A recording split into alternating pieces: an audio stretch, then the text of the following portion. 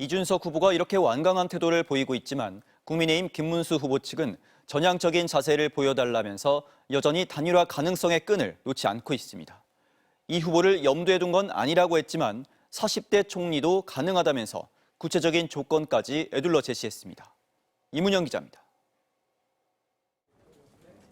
개혁신당 이준석 후보가 단일화 거부를 선언하자마자 김문수 후보 측은 즉각 전향적인 자세를 보여달라는 입장을 내놨습니다.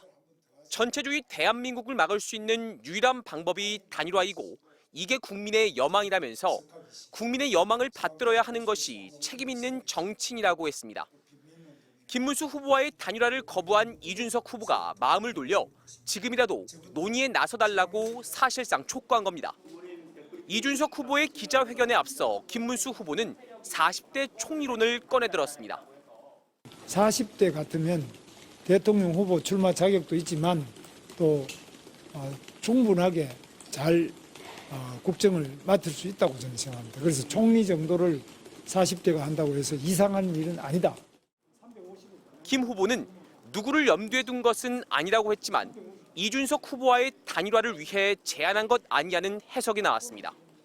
김문수 후보는 단일화 의사가 없다는 이 후보의 입장에 대해서도 그럴 수 있다고 말했습니다.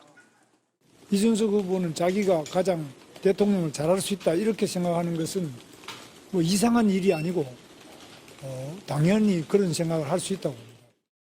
투표용지 인쇄가 시작되는 오는 25일까지 여유가 있는 만큼 무리해서 압박하기보다는 시간을 두고 단일화 시도에 나서겠다는 의도로 풀이됩니다. 김문수 후보는 이준석 후보와의 단일화에 대해 특단의 대책이라고 표현한 바 있습니다. 지지율을 끌어올릴 방법이 그만큼 절실하다는 건데 당에서는 당황하는 분위기도 읽힙니다. 국민의힘 윤상현 의원은 단일화 논의는 비공개로 해야 한다면서 언론을 통해 논의를 주고받는 상황에 대해 안타까움을 표했습니다. 김문수 후보는 이번 주 수도권에서 집중 유세를 벌이고 있는데 정치개혁안 발표와 손학규 전 대표의 지지 선언까지 이끌어내면서 중도층 표심 확보에 주력하는 모습입니다.